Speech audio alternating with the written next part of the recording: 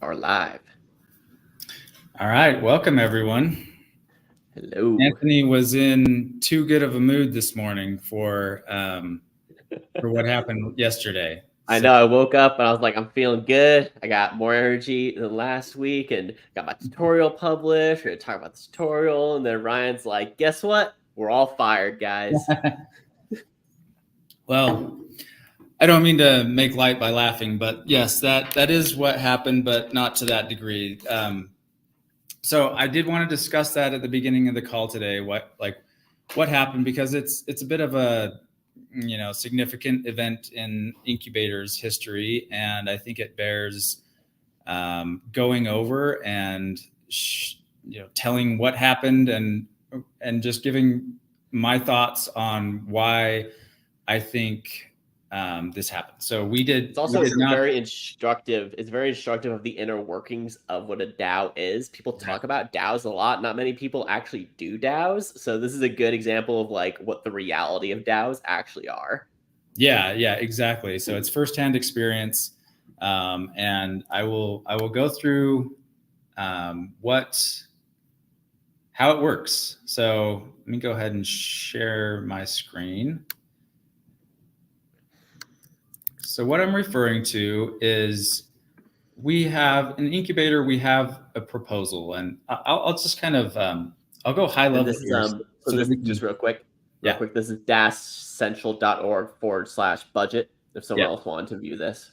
Yeah, I'll kind of talk about this in broad general terms so that somebody even outside of our little bubble could maybe understand this a little bit in case we wanted to share it with other people.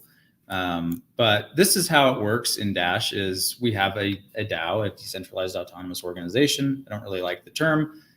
We have an organization that is basically free to join. Free as in freedom, not necessarily free as in free beer. Free to join, and anybody can participate, and we would love to have more participation. And everybody that wants to participate, they can put forth proposals, and sometimes those proposals are voted on by our masternode owners, so the node operators that have 1,000 Dash, and then they each get one vote. So if you have 1,000 Dash, you're able to set up a masternode. You can vote on proposals. There are about 3,000 something, between 3,000 and 4,000, depending on when you're talking about nodes on the network that get these. And can I draw a comparison here? And you can tell me whether you think this is a useful comparison or not. You can kind of think this of like a government that has been implemented in code, and these are like quote unquote laws that are being put forward, that are being voted on by the legislative body. Is that one way to kind of think about it? Yeah, or more specifically, budget proposals. Right. We do to some degree. So they always have all these battles about funding the government and like things that get put in. People have to vote whether to fund these things, and now the government has like these trillions and trillions of dollars of debt. So this is one way you can kind of think about this as budget proposals for the Dash organization. Yeah, like bills and stuff. So the only distinction that I would make there is that I consider DAOs, and specifically Dash, completely different than a government in the sense that it is a voluntary. It's a free market government. It's a voluntary government. Nobody's forced to participate in this, both on the investor side or on the proposal side. So everything's voluntary. There's no taxation involved here. So and there's no threat that if you don't fund the bill, then we're not going to have money to defend ourselves from the invading Bitcoiners. Yeah, something like that. But anyway, to get down into a little bit more of the details, so these are the proposals that were on the network this month. So the vote happens every month, and these are the proposals that were active this month. Some of them were submitted as multi-month proposals, and some of them were submitted as single-month proposals. And if they're multi-month proposals, then they're active and live for a while. And we'll talk about this for probably about 25 minutes, just so everybody kind of knows, because I think it's an important thing to discuss. So now right here is our Dash Incubator proposal. As you can see, we got very close to the finish line, and In fact, right now we're 8 votes shy. So the fact that how many votes is that? You said we're 8 shy. How many votes are for it? I'll talk about that when I look at Okay. the next tab. But the way that it works is you have a passing criteria where 10% of the active enabled nodes are required to pass the proposal, and it's a net number. So it's yes votes minus no votes has to be greater than 10% of the total nodes. So just for round numbers, let's say that there were 3,000 nodes. That would mean you'd need 300 votes, net yes votes, net votes, yes votes minus no votes in order to pass.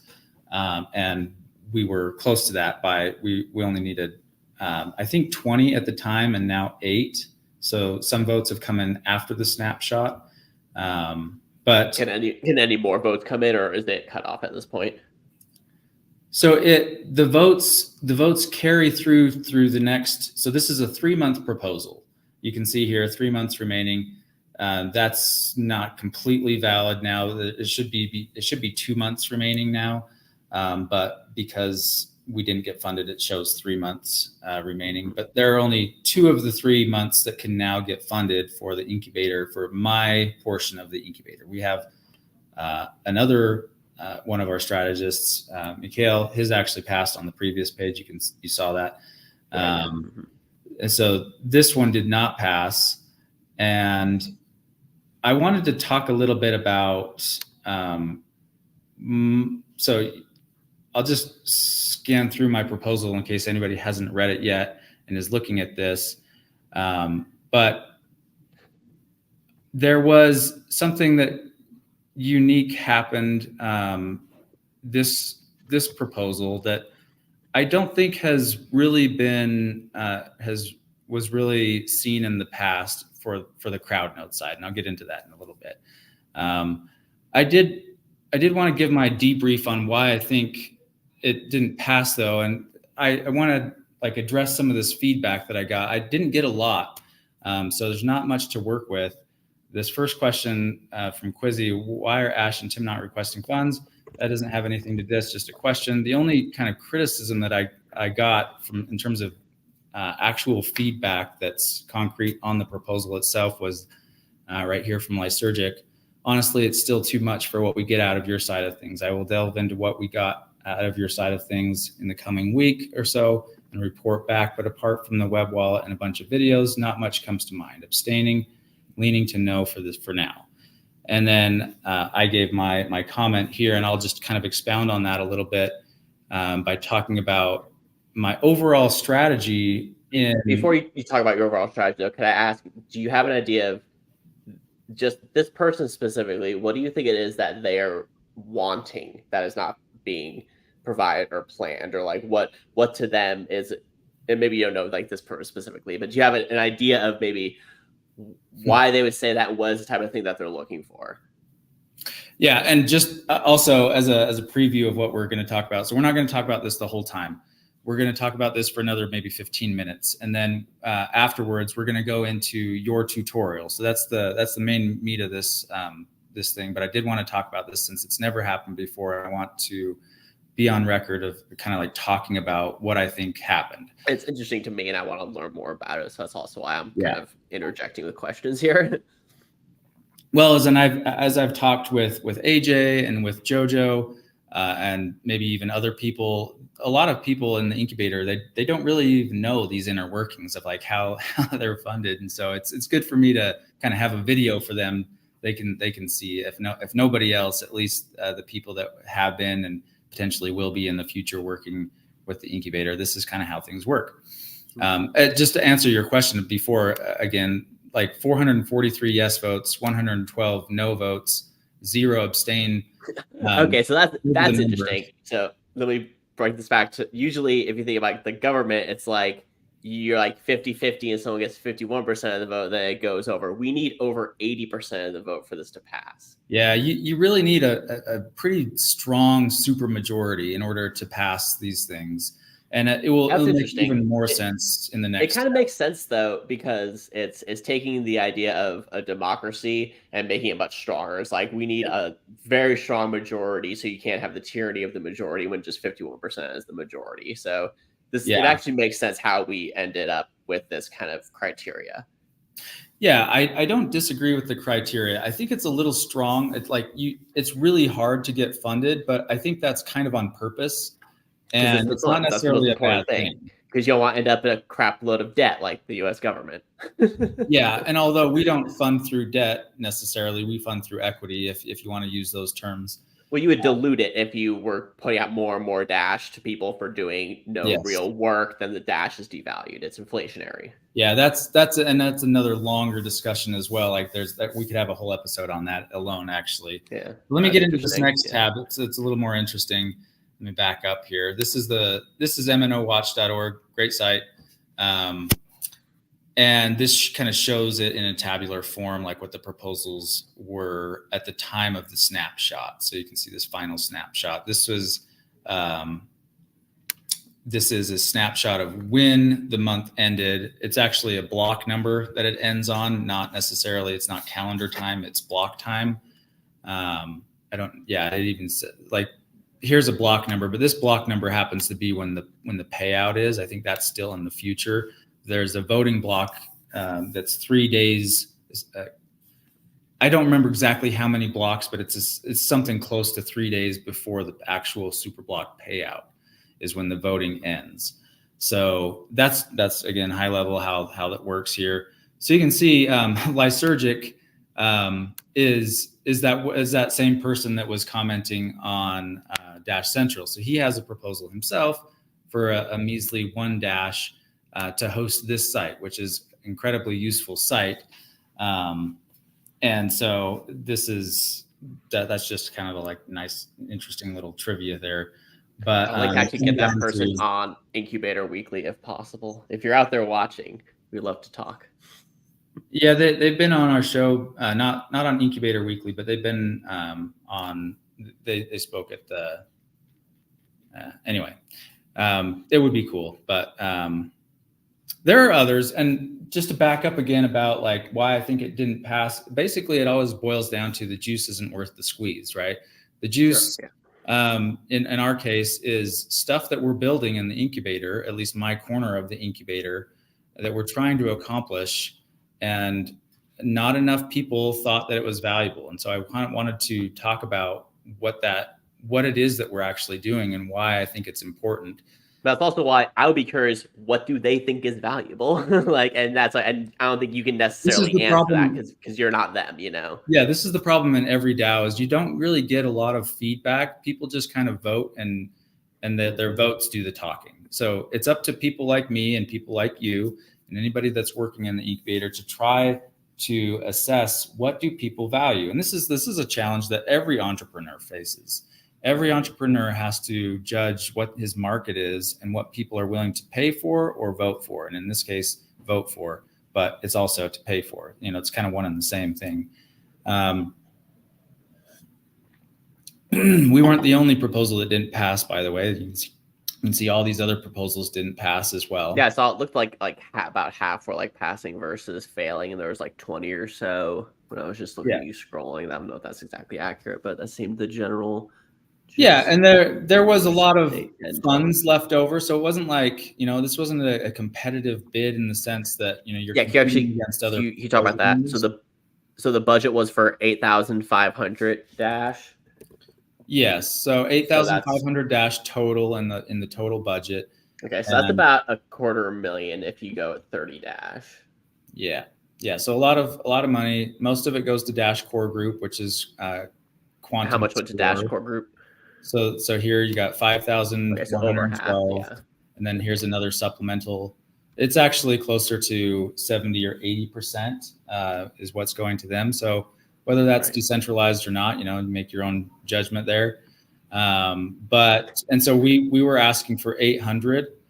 Okay. And just came shy. So that's kind of how it works. So here's the actual numbers. You have the required votes to pass is 340. And what that means is you there are I thought we 3,000. had over 400. There are 3,400 nodes, approximately, depending on the rounding. 3,400 nodes total. You need 10% of that as a net yes, and the net yes is what he calls absolute yes. It's yes minus no, and so we came in here at 320 right now, and the required was 340. So we were the very highest that did not pass. Yes. Yeah. Okay. Yep. And another question real quick before you keep going. Yep. So in terms of Dash platform versus not Dash platform, is that being, in what sense is that being represented here? So is Dash Core also working on Dash platform, or is that separate? Yes. It's together.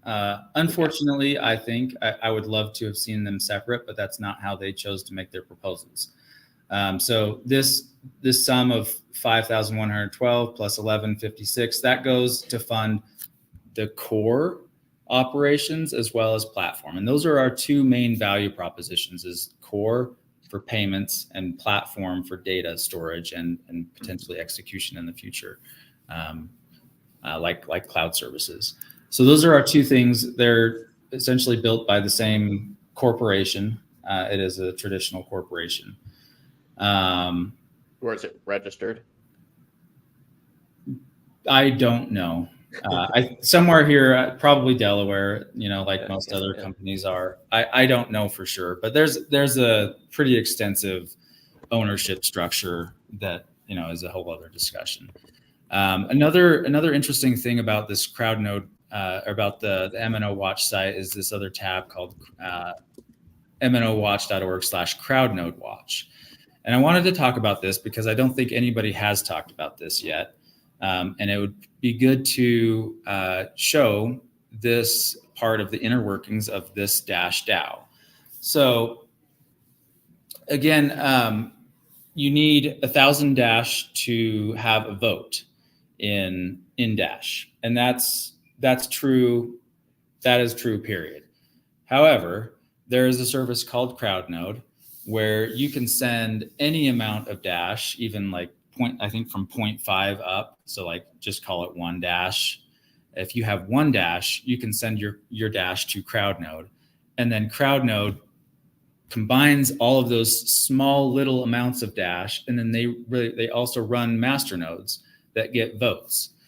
And they, by default, I think, and somebody can correct me if I'm wrong, but the default is what's called a delegation. So they vote based on who votes in their platform. So they have basically like a SQL server, running that collects votes from all these small fish, and then they make their actual votes using their master nodes that they're running. So they're running currently, I think,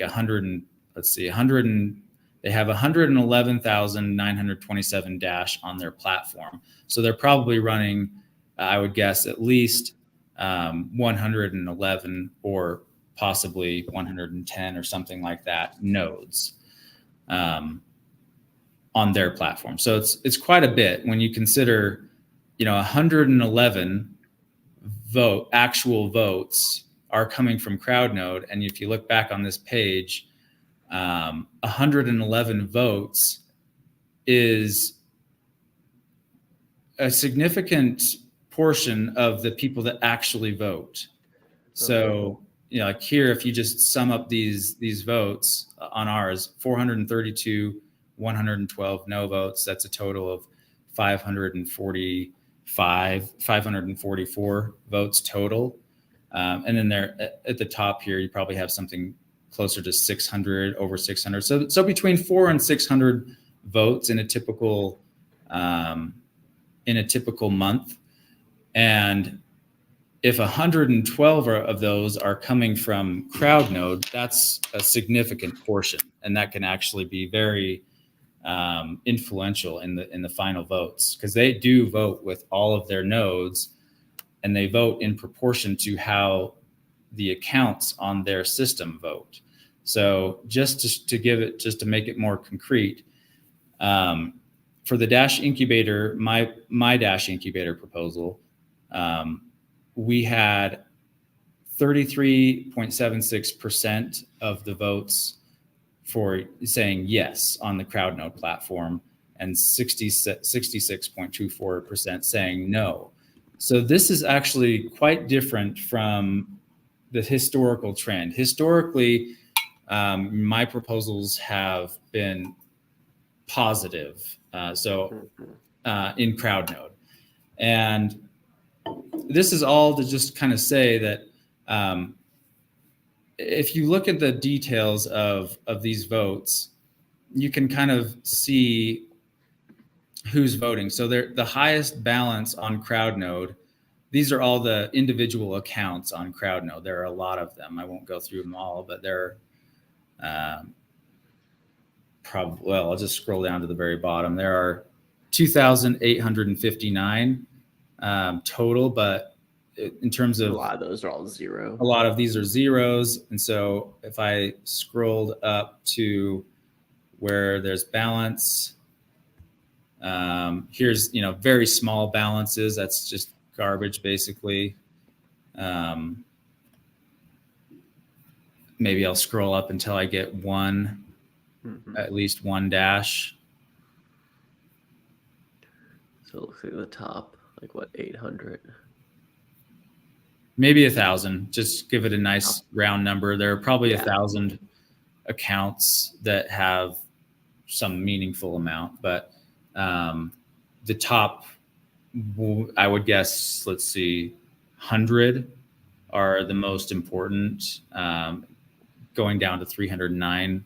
It's a pretty good distribution, but not all of these people vote. You can see all this column, there are a bunch of zeros. You could get a 158 here and there. Most of these accounts aren't voting, but some of them are voting. And so just to give you an idea, let's look at this top one. This person made 2 votes this period, neither of them on ours. No votes for this period. So that person made 43 votes, but none in this particular quarter. I'll just keep going down until I find one with the incubator. I don't think that has one. So here's the first one that we see votes for the incubator, and this one happens to be a yes for both Mikhail and mine. I don't remember which one that was. Let me see. Was it this one? No.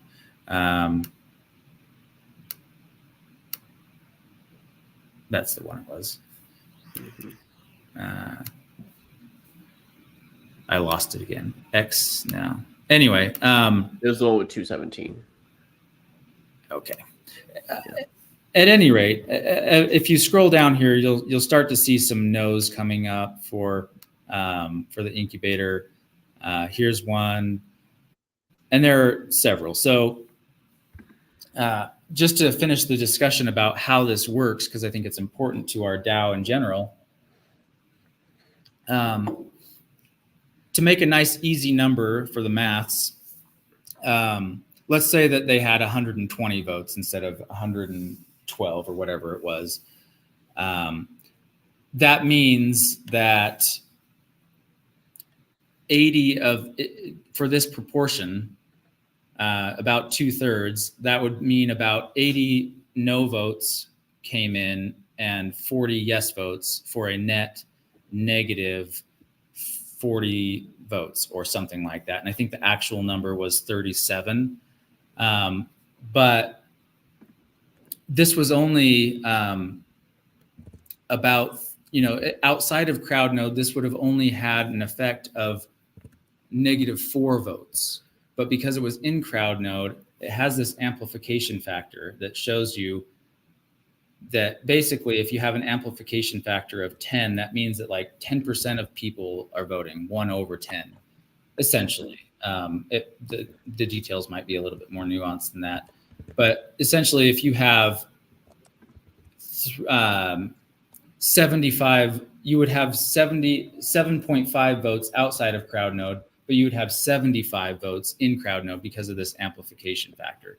So that's a significant part of why our proposal failed this time, is that a few people on CrowdNode were not satisfied. And I'm not complaining about that. I'm just describing it objectively because I think it's important that people know how this works. Yeah, this is why I'll be curious, for these people who aren't voting, I'll be curious to know, like, what would they see as a worthwhile thing worth funding? Like, not necessarily that we'll build exactly what they asked for, but that, we want to know. Like, I would be really curious just in general, for people who do put their money into this because, they have skin in the game. So for people who have skin in the game, I'd be really curious, like, what their thoughts are. So I welcome any feedback from people out there. Yeah, and this is a blunt tool to work with, like our DAO. We want to keep it simple because we don't want to code a lot of edge cases into the core protocol. Those can be handled at different layers, and this crowd node is one of those such layers above the actual DAO. But it is what it is, and this has worked for us in the past, and it worked against us this time. So it's not good or bad. It's just I want to describe the process and how it works. But getting beyond that process, I know we could spend an hour, talking about just that alone. But I want to now talk about what the missed funding for this quarter means for us in terms of going forward. So this is our reserve planning tab, and this is April. And so this current reserve is a little outdated. It will be lower than this. It already is lower than this. And it will be even lower than this once we make some payments. It will be probably closer to 1,000 or a little bit less than that. So if I'm understanding correctly, the reserve is because we already have money in the bank that is separate from the funding we're getting. Yeah, we have a reserve of 14, according to this time shot. So basically, people who are currently being paid aren't going to be totally SOL in this next month. Yeah, I mean, we have a buffer, right? We have a buffer, okay. And this is cool. Where we have a buffer to some degree. That's great. So our budget request was 800 Dash. We did not get that, so I'm gonna just type in 0 here. We won't get that this quarter. Why is it? I must be. But we won't get that this quarter, but we're going to have a chance to basically repropose in a month. Is that what I'm gathering here? Yeah. Oh, it's because I'm not signed in. Dang it. I wonder if this will. I'm going to open this on. Yeah, never mind. I'll go back. Just make a note for later. I'll make a note for later. But yeah, maybe I'll go over that. Essentially, it means we have less of a runway to work with, and we're going to have to scale down our operations a little bit. And that's, I guess, what people want. I'm not sure if people want us to scale down as much as they want us to build stuff that they want to see, but I don't really know what people want above what we're doing. So I actually do want to talk. Yeah, go ahead. Okay, so you're good for going for a couple more minutes. I was just gonna use the bathroom real quick. If that's okay. Oh yeah, go ahead. Yeah, cool. I'll keep talking. So I'll talk about my strategy going forward, or actually the strategy that I'm working on. So right now, and I'll use this page again that I've used in the past. This is kind of the summary of why we're doing a lot of the low-level things that we're doing in the incubator. This is kind of one way to look at it. This is the Dash SDK, and I've talked about this before, but I just want to emphasize it again because it seems like people don't understand why we're doing what we're doing.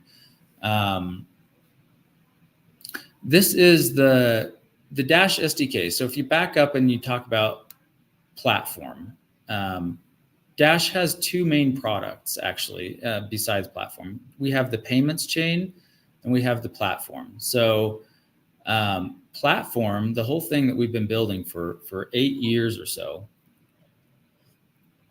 the whole idea, I mean, it started because we wanted usernames on Dash to be able to map payment addresses to usernames. So that's what got it started. But what it's morphed into, what we've been putting a lot of eggs into this basket of Dash platform, the whole reason is we decided that we wanted a general purpose platform where people could store data of all kinds of data. And one of the main entry points to using Dash platform is web applications. So when somebody wants to set up a data contract on Dash platform, they're going to have to use a library to interface with Dash platform. Now, what DCG is currently building is a Rust-based library that will eventually be wrapped by other environments. So you might have a JavaScript SDK that essentially wraps the Rust library. And that is what we have, right? That's the one that I've been using this whole time, correct? No. Well, no, not exactly. So what we have right now is a JavaScript SDK. And that's old tech. You're talking about there's a new Rust library that's separate. There's a new thing. It's a new plan going forward, but I want to talk about what we currently have right now, because that new Rust wrapper thing, that's not going to happen for probably a year, I would guess. So what we're going to have at launch, and the idea is for mainnet to be launched before that is ready, and that's going to include all the stuff I've been building with. I believe so. I'm not sure on the timeline from DCG's side, but what we've had in the past is this Dash SDK. It's a bundled JavaScript library, and it's ginormous. And to me, this is not something that I can approach web developers with. And the way I've kind of gotten around this, and in the tutorial, is that we use this server side. So basically, you're deploying a node server which uses this library, and then you can interface with that through API calls, and then you don't necessarily need to ship this whole freaking thing to the client. That's at least the way I've handled it. Yeah, and that's a better, I think that's the best way to use it in its current state. But I would like to have tools that don't have to rely on a 10 plus megabyte download. And so this is one of the things that we're working on, is trying to get a better interface to platform than using this. And how we've done that is we've taken the very low level the low level libraries.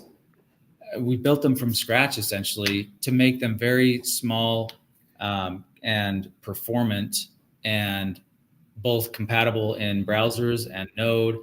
And we're building these libraries. And so to bring it back to like why we got defunded, I think a lot of people they don't see the products, like, because we're building lower level stuff that they don't interface with. It's not like this sexy, front end thing that.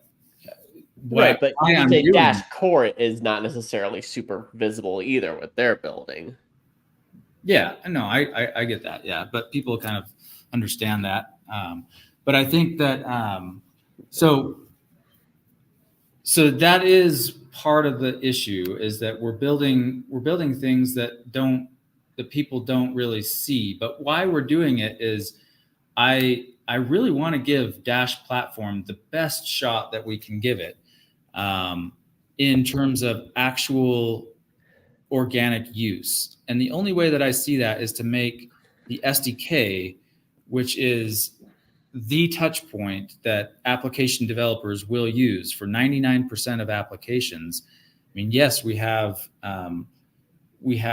some applications that won't necessarily be web applications, like our mobile app. Do you think that maybe part of the issue is that, like, this isn't on mainnet yet, and that once if Dash platform were on mainnet, people would feel the pain Yes. of like not being able to actually develop a real front end JavaScript thing with it.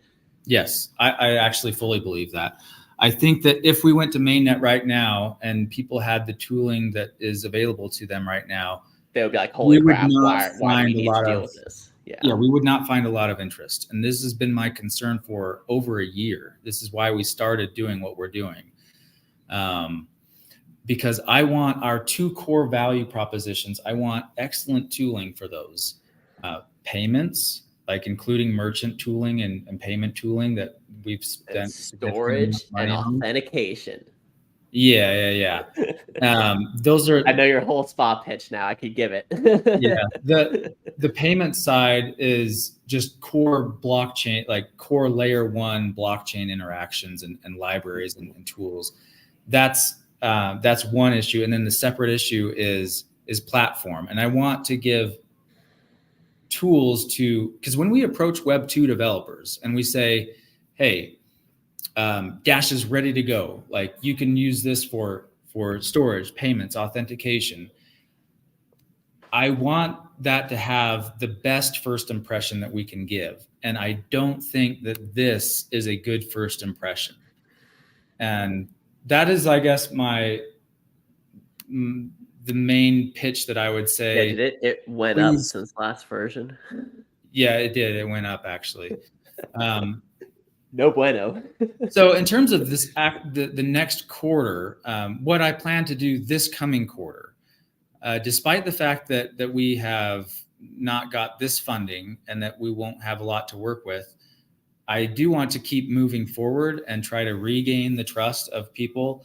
Try to maybe do some more user interfacing stuff so that people can see the value that we're bringing. One of the big things that we've been doing through April is AJ has been working on a CoinJoin implementation in JavaScript, so that, again, that's part of one of those tooling things. We want it to be very easy for applications to use CoinJoin. This is one of our main features and what distinguishes Dash CoinJoin being a way to anonymize your transactions. Is that correct? Yes, that's one way to put it, but I would say it falls in the camp of security, because privacy is security. You know, we wouldn't want websites to be operating with 100% HTTP. agree. Yeah. So everything is HTTPS secure by default, and that's the same as like private. You need your payments to be private. You need them to be secure. Otherwise, to me that means the same thing. Yeah. Yeah. Otherwise, there's no actual real chance that this will have any kind of mainstream adoption. So we have to have private payments. We have to have privacy, at least. Like we want the best privacy that we can have, but there are trade-offs, and so you make the trade-off in the right point where you think this gives users viable privacy if they use it correctly, and that's what CoinJoin does. Yeah. So hopefully you don't find yourself in a tornado situ. That's another discussion. But anyway, so I want this available to JavaScript developers. 99% of developed applications, 99% plus. I don't know. I'm just throwing these numbers out, but most applications are web applications. And 60% have jQuery. Yeah. So we have to. We need a jQuery Dash library. I'm just being silly. So anyway, I think I've talked enough about that. Now let's go. No, that was great. I really appreciate all that context, and I'm someone who I'm currently making a good chunk of my income through Dash. So like this is relevant to me. So it's like I am one of the people who is being paid through this hunk of money that Ryan is asking for, and I want to like definitely like just say that like I and Ryan like take this seriously, and like we don't just see this as like a way to kind of fool around and like make some easy money. Like we're building something. We're building something legit here. Yeah, and we want to make sure that we're providing real values. That's why I will reiterate that for people who did not vote or who voted no, like I would like more feedback. I'd be really curious to know what it is that you think we should be building.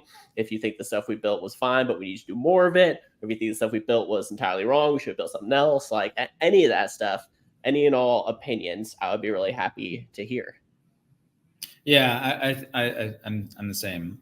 The problem is you just don't get that feedback. So I do appreciate. I know, that's why I'm just gonna continue to try and reiterate it, because if we just got like one person to give an opinion, then that can kind of start the avalanche, And it's like, it's the internet in general, I feel like, is made up of mostly lurkers. Even if you're lurking and you're kind of voting on this thing, it's people are not always super, they're not like me, where I'm just gonna go out and like blast my opinion about everything all the time. So I get it, I understand it. Well, let's switch over to your screen now. I said we'd talk about that for 25 minutes. We talked about it for 40 minutes. But let's go into the meat of this discussion. I don't know.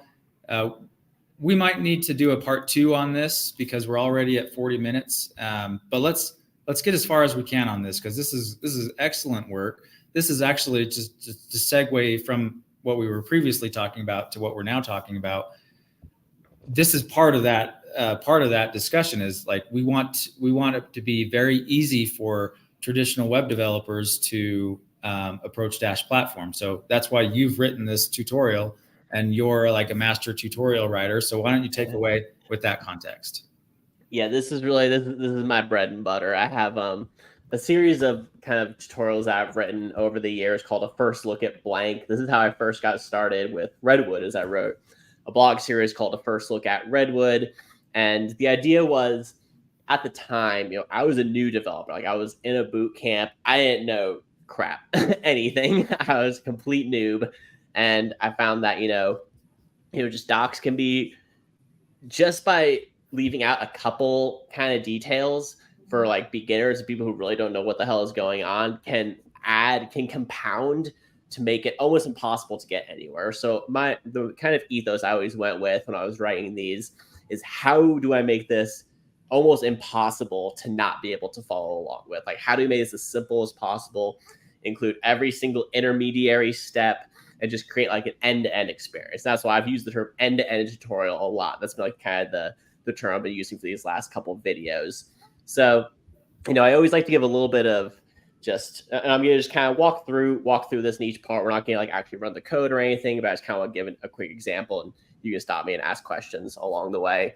But the first thing is I talk about like, what is Dash and what is the Dash platform, and I kind of define some terms. And I wanted to be a little brief, because you could go, as you can go very, very deep with all this. And then I talked a little bit about like, what is the Dash platform and how is it different. And I even went into like kind of the roadmap a little bit. Hopefully that stuff will stay fairly static throughout. But then I kind of set us up with a basic node project that is going to give you all of the scripts that you have in the main documentation, so dash.org. And just to give a little bit of info in terms of like what is different here, like what will you get reading this versus the main docs, is I've actually included like the steps for setting up your node project itself, making sure you're like good with the latest in terms of like ESM, and installing the latest dependency, and even like things like your git ignore, so you're not going to commit your wallet keys and all that kind of stuff. And then we have a whole bunch of scripts that we're going to run. And the main thing that I wanted to hit on is I wanted to also kind of group things in a bit of an easier way, because if we look at the actual Dash platform, it can be a little bit of overwhelming when you see like, okay, there's like 8 of these or so, and then there's like another 8 of these. And I wanted to just really group it in terms of like, okay, you're going to get a wallet, you're going to create an identity, and then you're going to create a name. And then with that name, you can work with contracts and you can work with documents. And so really separating those things, and like, what is an identity, what is a name, what is a contract, what is a document, and getting a sense of all of those ideas. So another thing that's also different if you read through this versus the docs is, this is the most up-to-date JavaScript sort of syntax. So it uses imports instead of require, and it uses async await instead of promises. So that's something that I think is always good. And for the actual docs themselves, this is actually what I was going to ask you about. I can create a PR where I update the syntax, or I can create a PR where I have kind of two tabs available, so you can see the old syntax and the new syntax, have them both kind of live there. So that's something that you have kind of thoughts on in terms of what would be a better approach. Yeah, we'll think about that moving forward. But what I like so far about this is that it gives you, I think what it's going to give you, based on what I've seen before, is that if you don't want to go through the steps yourself, it still shows you like what commands, what code it is, what command you would run to run that code, and then what the output is after running that code. And so you can kind of go through the tutorial and see how it would work, even if you don't actually go through the steps. And that's the sign of a good tutorial, is that it kind of shows you what it would look like, even if you're not doing it. Yeah, exactly. And then it walks you through getting your first wallet set up and getting some testnet funds into it, and then creating the actual identities themselves. And then once we've kind of gone through all of that, then I set us up with kind of like a full stack example. And so this part of the tutorial, you won't get any of this out of the doc. So this is the type of stuff that I think really gets you to the point of having something that's like closer to an actual app instead of just like one-off code examples that kind of give you a sense of what's happening. So I chose Express. This is something you can kind of quibble with. Some people will say, Express is a dead library. You should be using Fastify. And what I'll probably end up doing, well, not probably, what I will end up doing is let me take a step back in that this tutorial right now is like 4,000 words. This is a pretty lengthy sucker already. And I had a moment where I kind of had to stop and say, do I want this to be 99% done or 50% done? Because every single node script that we have, you can build out in a backend kind of way and have endpoints available for all of them. And then you can have a front end that implements all of that with input fields and stuff like that. And that is stuff that I'm gonna build out. But if I were to include all of that, this would end up being like 10,000 words or so.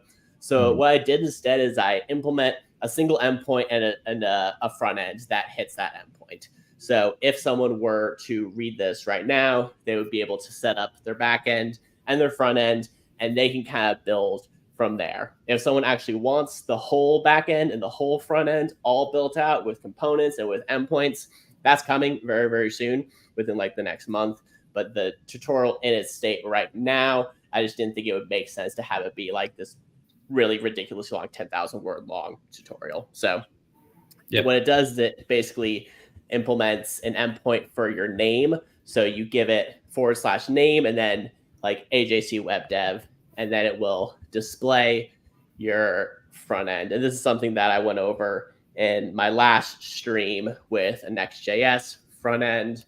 And one last thing I do is I need to put a little like screenshot here so people can kind of see what's going on there. That's kind of where it's at right now. Okay, great. That's awesome. What I want to do with this, and one of the reasons why I wanted you to put this together, is so that we can start bringing in guest developers. By the way, we'll want to update the logo, the image with the latest logo. It's just a minor thing because there's a newer logo now. But I want to bring in some more developers in your network and my network, and just go through the tutorial in this setting, like live. We're teaching somebody that has no idea what Dash is, and to see, is this something that they could work with, and what questions do they have, what concerns do they have, that kind of thing. So I want to start that this quarter. And what do you think? Does that sound like a good idea? Do you think that? Yeah, no, absolutely. And I already know some people I would hit up to do that. And for me, that's one of my favorite things, just live coding, pair programming, going over kind of code together, talking it through. I think that's great. And yeah, that's something that I think we should do as soon as possible. Yeah, and bringing it back to what we talked about at the beginning of the show today as well. One of the issues that we have in Dash is that we don't have enough developers. We don't have enough people. I'd like to see more proposals from either individual developers or organizations that have multiple developers. However you want to structure it, more developers would be better.